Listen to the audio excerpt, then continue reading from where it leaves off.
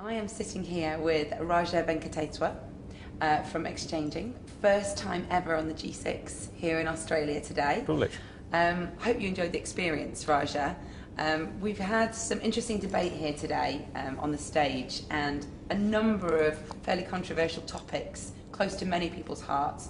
Wage discussions, attrition discussions have cropped into the mix, which are always quite emotive topics. And there's a huge talk around the talent piece and the people piece at the moment here in Australia right now, largely based upon the war on talent that most people seem to be agreeing is definitely happening here. I'd like to start by talking to you a little bit about really what you're seeing from your perspective in terms of the talent activity in the Australian market right now, specifically the leadership piece.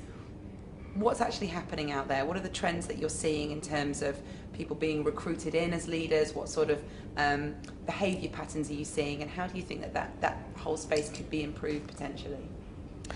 I think so. It's a good question. See, first of all, thanks for putting me on the panel. Really appreciate. It wasn't me. It was our public. I know it's the public, but really thanks for the forum at least. I think it's an excellent forum where people like us on the sort of sell side of the group have an opportunity to make a point, and I think that's very good, really. In terms of human resources, I think we are in the midst of a massive cultural change of managing talent. Managing talent for me is almost an oxymoron. You can't manage talent. You essentially enable talent. So that's all it is. And we're seeing that shift of the old command and control structure of hierarchy and senior management and junior management morph into something very different. So for me, a good manager is, especially in a shared services environment, which is always a little difficult in terms of because there's no real business strategy behind it. It's typically a cost focus. So it's all about how he or she gets the team under him or her, how he empowers them, how he enables them, and how he envisions them. So it's not about saying this is how I do it, this is the way you're supposed to do it. It's more bringing them on a journey. You know what? It cost me $1,400 to do a mortgage origination. Together we want to bring it down to $800. The industry benchmark is $800. So how to bring it down? I have a few things to do. These kids who are coming in are very smart.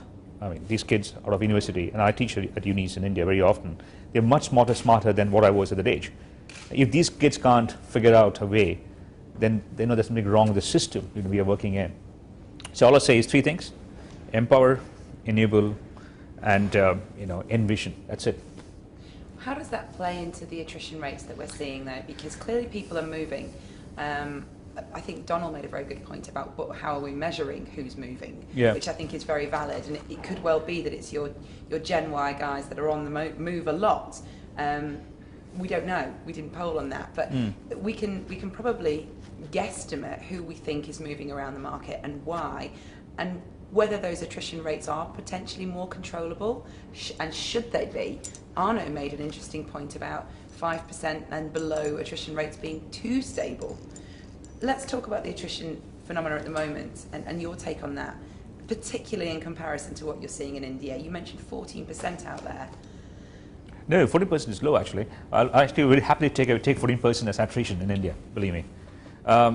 See, before we get into attrition, and let's understand why these guys leave. See, if you look at a typical shared services center, especially in India, they typically, of people aged between 21 to 24, 25, 26. And that's really the median age you see these kids coming in. There's a shift. There's a demographic and an expectation shift happening today. India is coming out from being a very socialist economy to a capitalist economy, and it's changing rapidly.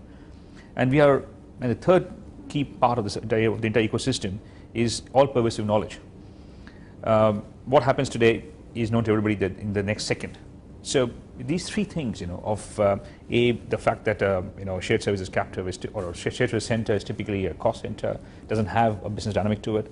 The fact that the Gen Ys, as it were, or the kids who are by nature very very different to what the kids were 20 years back, and three, the fact that the knowledge is so pervasive today. We are in a perfect storm of attrition, because people are always looking at what's next, what is next. We are in the Facebook generation today. We can't do anything about it. So can we decrease attrition? I'm not sure I want to. I mean, I agree totally with Anu's point of 5% attrition. I probably look at 10% attrition being good for a shared services center. The more people you get in new, the more ideas coming in. How do I keep it at a level which is manageable? I think that's important. And there are two ways of doing it. One is find people to manage these teams who are by nature not command and control people, who are not micromanagers. I think that's one.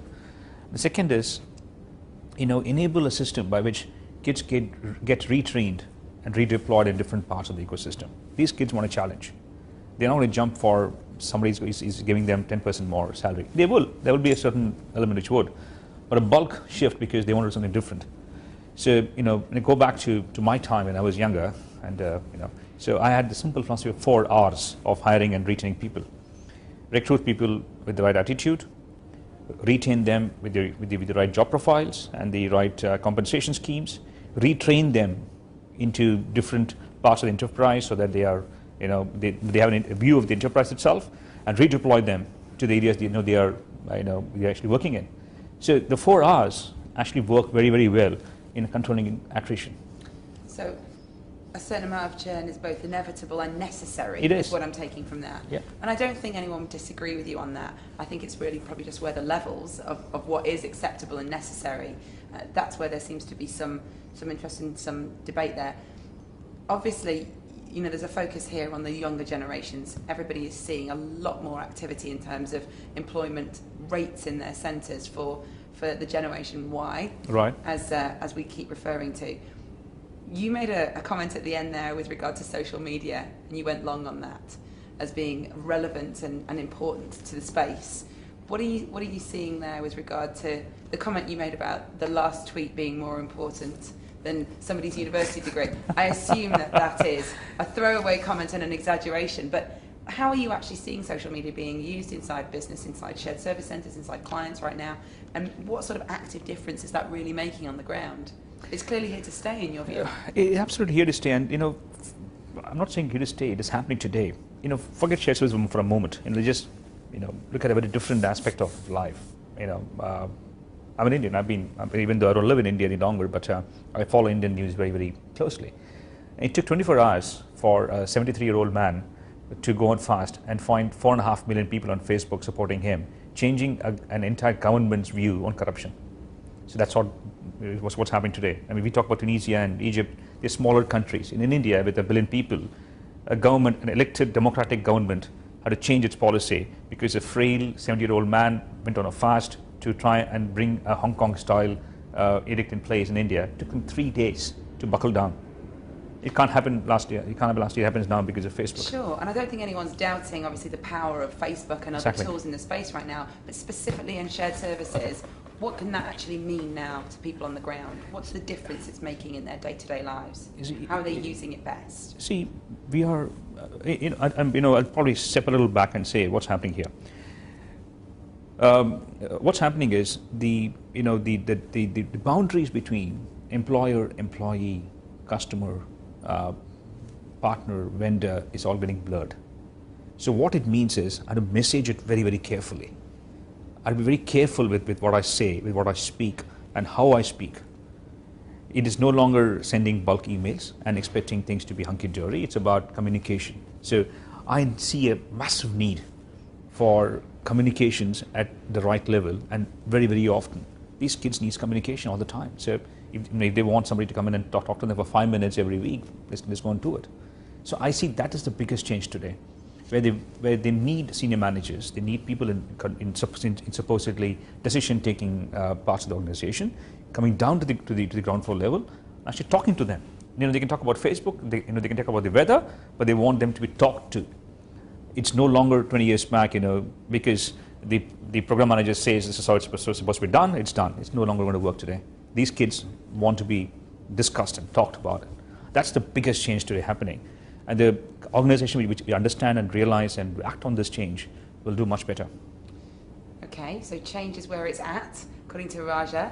Let's wrap up on this point then. We talked a lot about themes from Donald's opening, actually, yep. In today's session, one of which wasn't really touched on as much as I had hoped or expected it to be, and that's innovation. If you could give our audience one innovative tip something about activity, behaviour, cultural whatever you see as having most impact inside people's delivery models now, be them captive, hybrid or outsourced. What's that one takeaway? You've been in the spot there, haven't you? Well, I think the only tip, one tip actually, which we did a few years back, was actually becoming very transparent as an organization. I think the only tip I can honestly give you to run a better shared services center or better team is becoming as transparent as possible. Maybe consider putting all the salaries of the people on your company intranet for all the shared service people. That'd be one way of doing it. Certainly transparency. We did it 10 years back. And unfortunately, it was a small firm I was driving, and we didn't have a company intranet. But I would print out the salaries of all the 300 people in my ODC back in Chennai and in Jakarta and in France, and ensure that on the first day of the month it was posted on the notice board, and that included mine. And I was the CTO of the company. We had no attrition, none. It's an interesting tactic. Hey. I think we'll leave it on that point and see Sure. if the Australian audience feel the same way. Roger, thanks for joining us here Thanks today. a lot. I really appreciate your time. Hope you enjoyed the G6 as much as we did. Thanks a lot.